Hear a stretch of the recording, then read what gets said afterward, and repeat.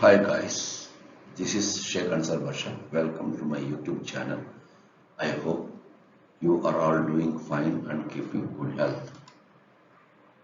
Today we start learning class 7 SPL NCERT chapter 10 Struggles for Equality.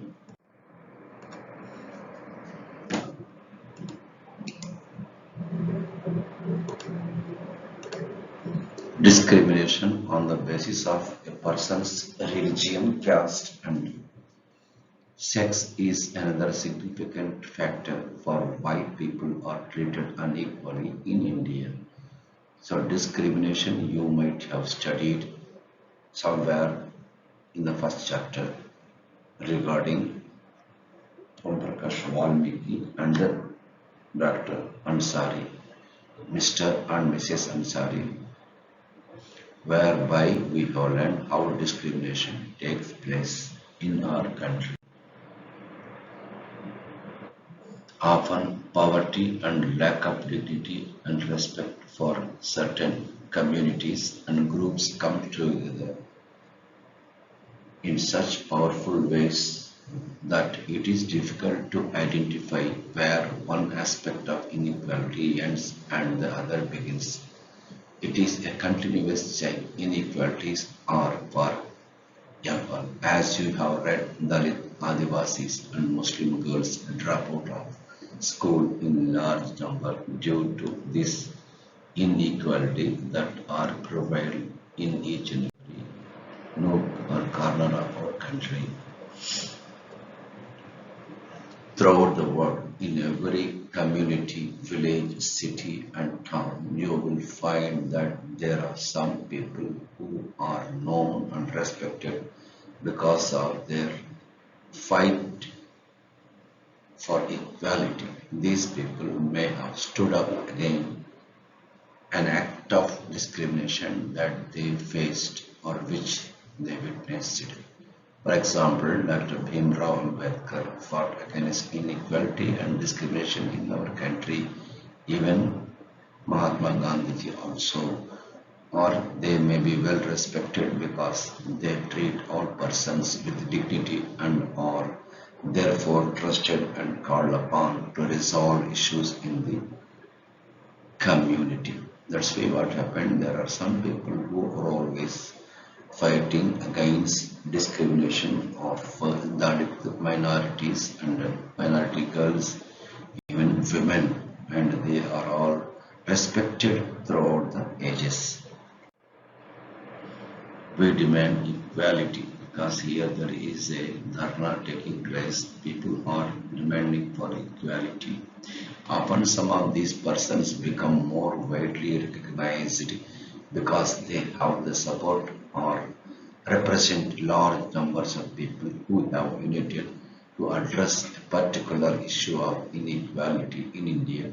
There are several struggles in which people have come together to fight for issues that they believe are important. In chapter 5, you read about the methods used by women's movement to raise issues of equality. Here in this chapter, we will discuss about another example, the Tawa Matsya Sangh in MP is another example of people coming together to fight for a common issue. There are many such struggles such as those among BD workers, fisher folk, agricultural laborers, slum dwellers, and each group is struggling for justice in its own way. There are also many attempts to form cooperatives or other collective ways by which people can have control over resources. This is the group of people assembled here to discuss the future plan. This is Tawa Matsya Sangh of MP. When dams are built or forest areas declared sanctuaries for animals, thousands of people are displaced. They have to move elsewhere. Whole villages are uprooted and people are forced to go and build new homes, start new lives elsewhere. Most of the people are poor in urban areas too, in which and there are bastis in which poor people live are often uprooted. Some of them are relocated to areas outside the city. Their work as well as their children's schooling is severely disrupted because of the distance from the outskirts of the city to these locations. That's why they suffer a lot due to the displacement. Here, one important Sangh is established, that is Tawa Masjid Sangh, to fight for the demands of the fishermen workers. This is Tawa Reservoir, and this is Tawa River, which is flowing in Madhya Pradesh. Tawa Reservoir is a reservoir on the Tawa River in central part of India. It is located in Itarasi of Hoshangabad district of Madhya Pradesh state. This is located above Betul district. The reservoir was formed by the construction of Tawa Dam, which began in 1958 and was completed in the year 1978. This is Tawa river, how the people are watching through. Just see displacement of people. This displacement of people and communities is a problem that has become quite widespread in our country. People usually come together to fight against this. There are several organizations across the country fighting for the rights of the displaced people. Tawa Matsya Sangh, a federation of fisher workers cooperatives, an organization fighting for the rights of the displaced forest dwellers of the Satpura forest in MP. This is how the fisherwoman is selling, and then you can see displaying the fish. In 1994, the government gave the rights for fishing in the Tawa reservoir to private contractors.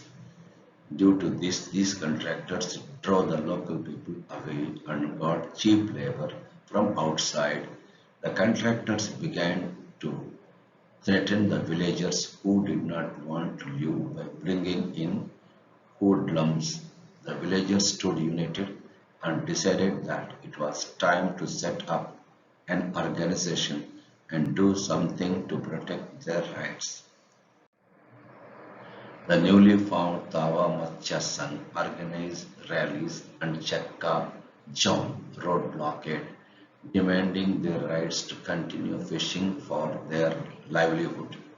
In response to their protest, the government created a committee to assess the issue.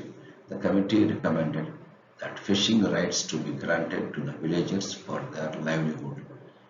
In 1996, the Madhya Pradesh government decided to give to the people displaced by the Tawa Dam the fishing rights for the reservoir.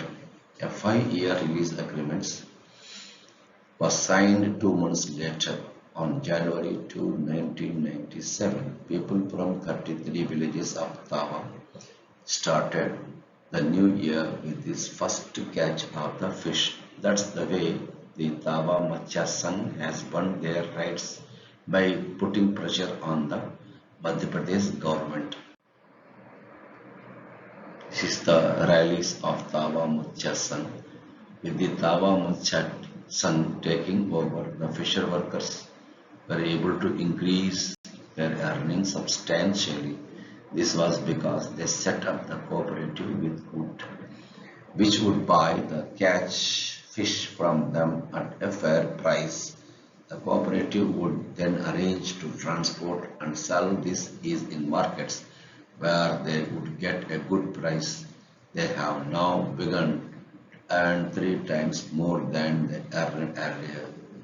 This is the victory of Tawa Matsya Sangh, which has also begun giving the fisher workers loans for repair and buying of new fish catch nets by managing to earn higher wage, and they also started giving loans to them. The Tawa Matsya Sangh has shown that when people organizations get their rights to livelihood, they can be a good managers. Over 1,500 persons attended a public gathering or hearing in Lucknow in 2001 to protest violence against women. Over 15 cases of violence against women were heard by a jury of eminent women who played the role of judges.